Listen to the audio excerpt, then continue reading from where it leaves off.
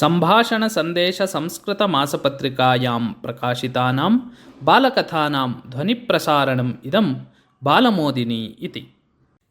किञ्चन कुटुम्बं तस्य 3 सदस्याः पुत्रः माता पिता चेति। पुत्रस्य नाम रामः इति। रामः अध्ययने निपुणः एव, किन्तु कदापि किमपि कार्यं न करोति स्म। गृहे व्यर्थतया कालं यापयति स्म। तस्य मातापितरौ वृद्धौ जातौ। तौ पुत्रस्य विवाहं निर्वर्तितवन्तौ। तस्य पत्न्याः नाम उमा इति। सा बुद्धिमती, व्यवहारकुशला च।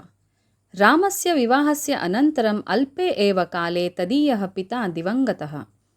पितुः मरणस्य अनन्तरमपि रामः कार्ये धनसम्पादने वा प्रवृत्तः न जातः।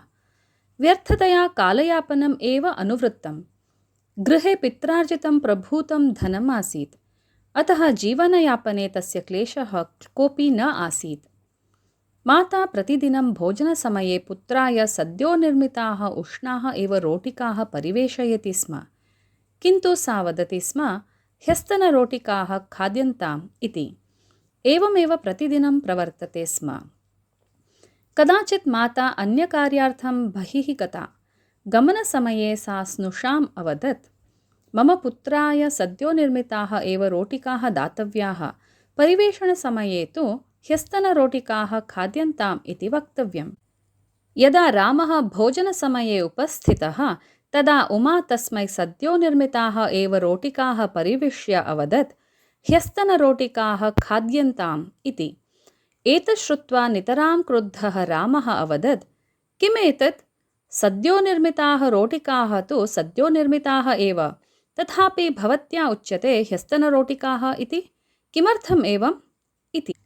तदा उमा शान्ततया उक्तवती, यद्यपि रोटिकाः सद्यो निर्मिताः एव, तथापि तदर्थम् उपयुक्तानि धान्यानि तु पित्रा सम्पादितात् धनात् क्रीतानि, अतः एव तानि ह्यस्तनानि इति उच्यन्ते।